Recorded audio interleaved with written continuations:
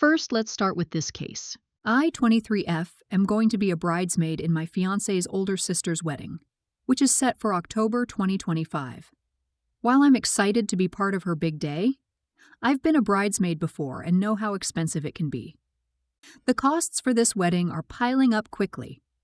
I've already paid $300 for the bridesmaid dress, the required shoes, and $1,000 for the destination bachelorette trip. Initially, we were told there was no pressure to attend, but her mom later said it was shitty that some bridesmaids were considering skipping due to the cost. So I felt pressured to go. After we booked the trip, the maid of honor informed us that we would also be covering all of the bride's costs during the trip: food, drinks, and anything else. This was never discussed beforehand and added another unexpected expense on top of an already expensive trip. My future mother-in-law mentioned that, as a bridesmaid, I'm expected to help pay for the bridal shower. She said she Googled it and found that the bridesmaids are responsible for the costs, not her as the mother of the bride.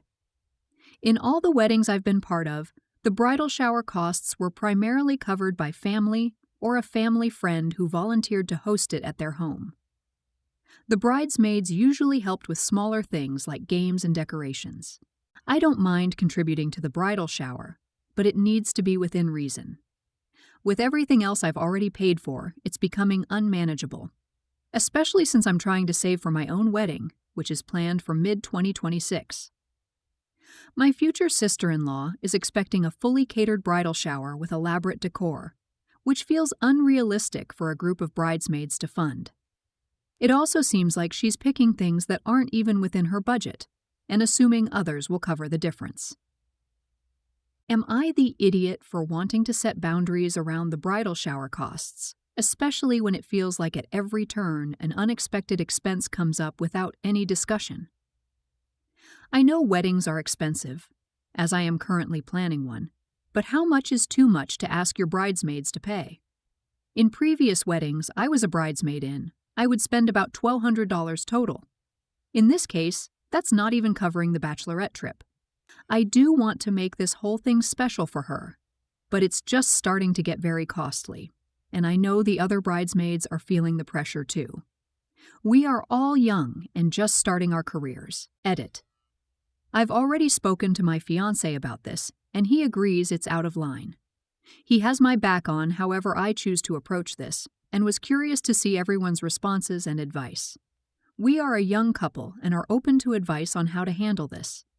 He's already offered to speak to his family, but based on prior situations, he doesn't think it'll go anywhere. The two of us have drawn our lines on these matters on previous issues, and in fact moved further away to really separate into our own family while in pursuit of our careers. Let's start judging. It is in no manner traditional that bridesmaids are expected to pay for shit. That is completely new, like less than 5 years old, and was invented out of thin air by the wedding industrial complex. Back in the day, the father of the bride was expected to pay for the wedding. Brides were expected to have only one in their lifetime, and costs were limited to whatever daddy could afford. These days, brides aren't virgins. People often have several weddings, and the married couple usually covers most of the costs themselves. This was unsatisfactory to the WIC because a young couple has much less wealth to spend, and so servicing wedding became a lot less lucrative. So the WIC and their wholly owned subsidiary, the bridal magazines, completely invented a totally fake tradition that the wedding party had to pay for shit.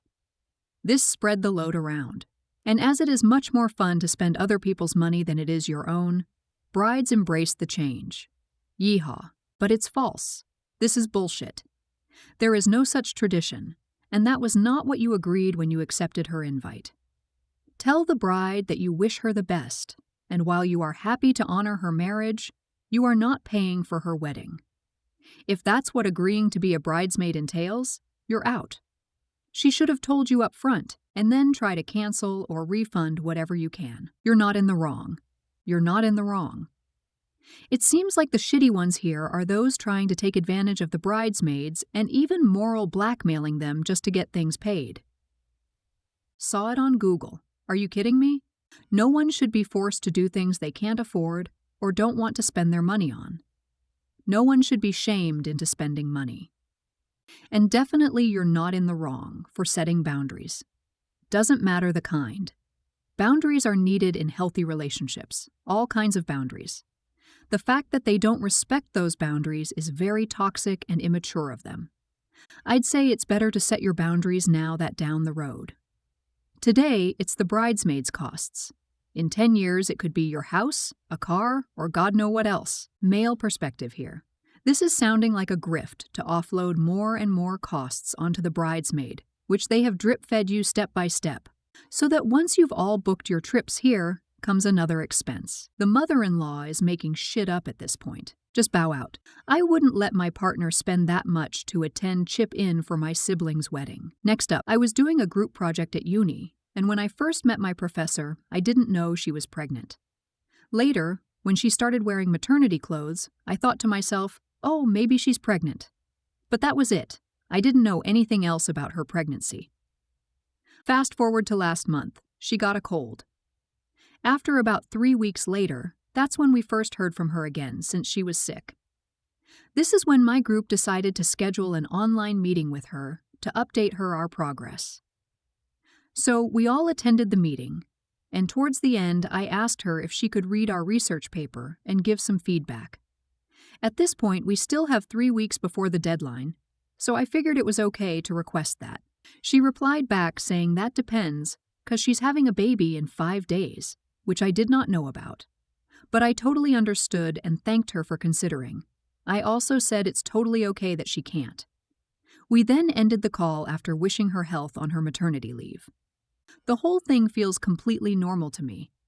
But the next day, my team and I met in person, and one of my teammates started calling me out in front of everyone. She said, "I need to tell you something before I forget. You were so rude when you asked the professor to read our paper when she's due in a few days. Please never do that again." I'm very confused as to where I did wrong. So am I in the wrong in this? Let's start judging. You're not in the wrong. Either the professor is on maternity leave, in which case you should be notified and appropriate cover provided to supervise your project, or else the professor is not on maternity leave, in which case she's available to do her job. Since she's taking meetings, that means she's available, and you were absolutely in the right to treat her as such.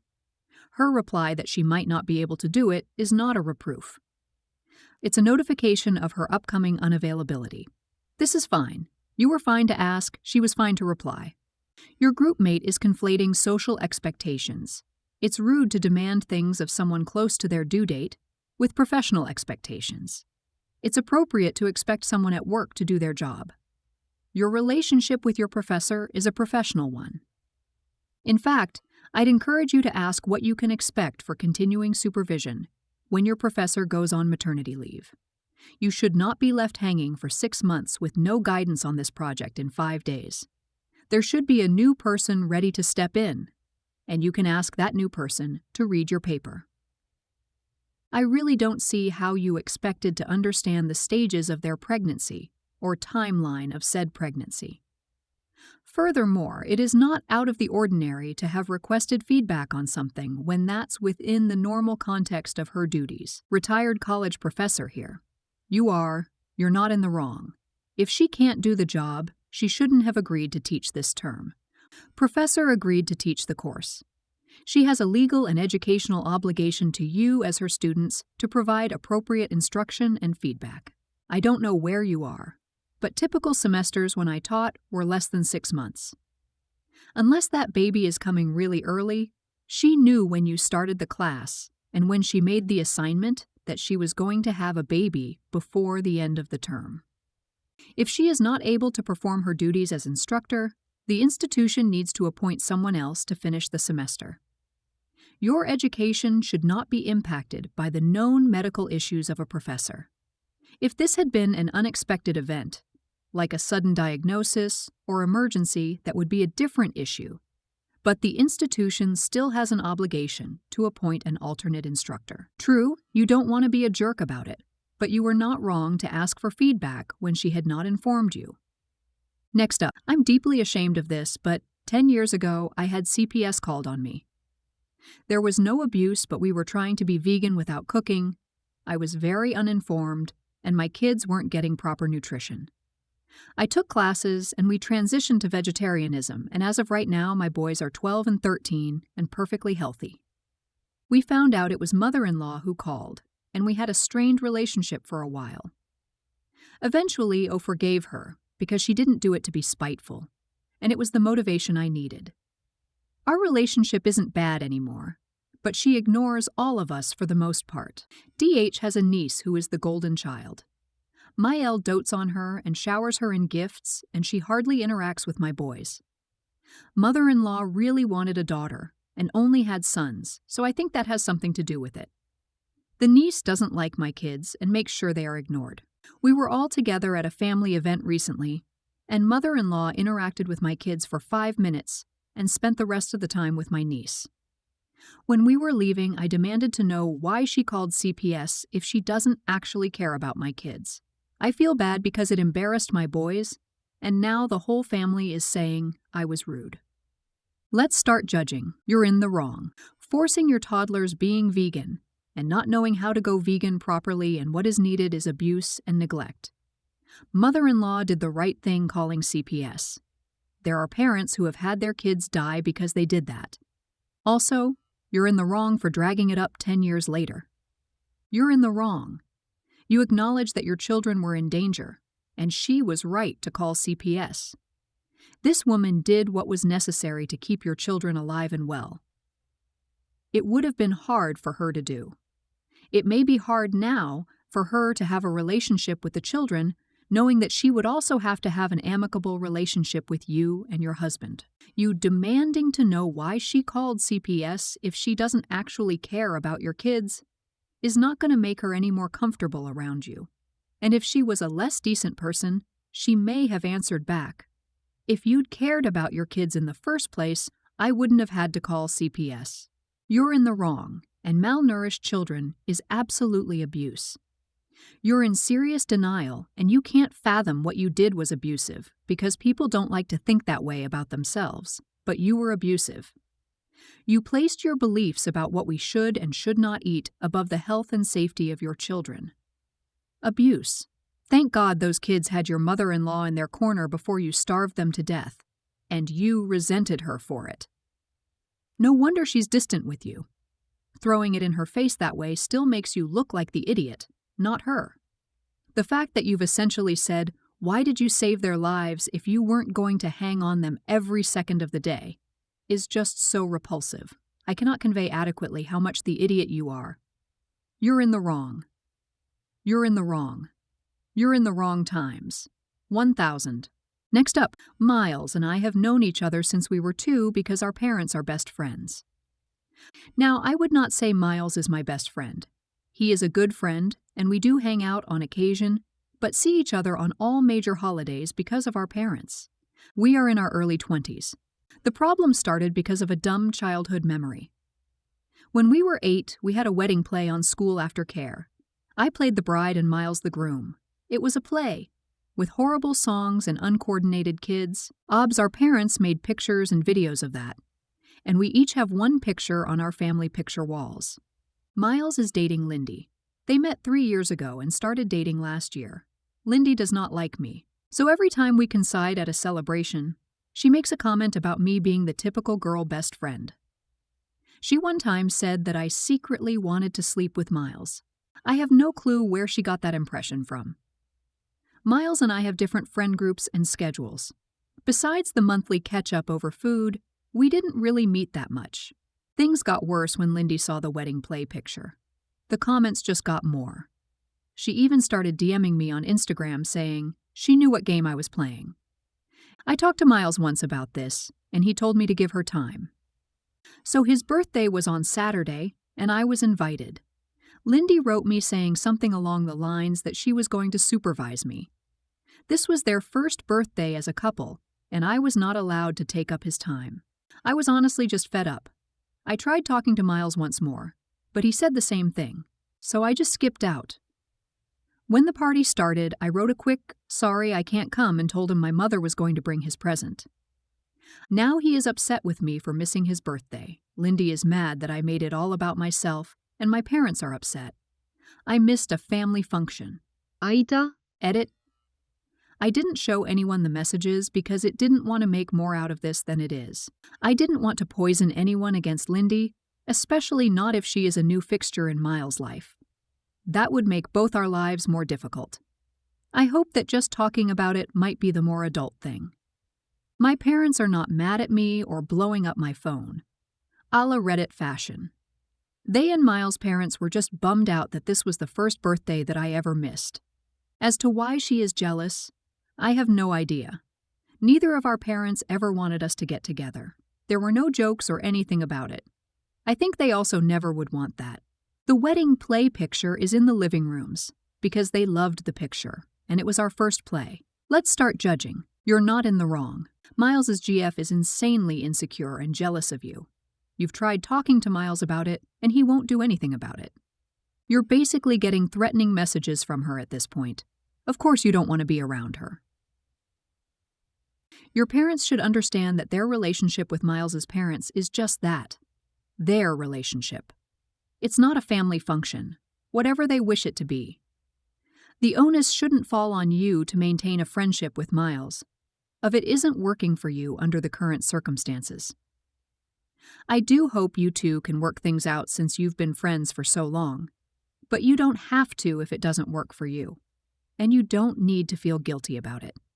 Edited to add, OP refers to Miles as a friend throughout, and uses quotes when she writes family function at the end of her post and said they see each other on holidays, etc., because of their parents. This leads me to think that OP does not consider Miles family, nor his birthday a family function herself. She also talks about how the parents consider this a family unit. She never said that she considered them a family unit. That is the reason for my last paragraph. Context matters. I am not suggesting that family has to related by blood. I love my family of choice. No one should be coerced to maintain any relationship that doesn't work for them. You've known Miles for 20+ years, and his family is close with your family. Your not being at his party was noticed, and you're taking all the blame for Lindy's actions and insecurities.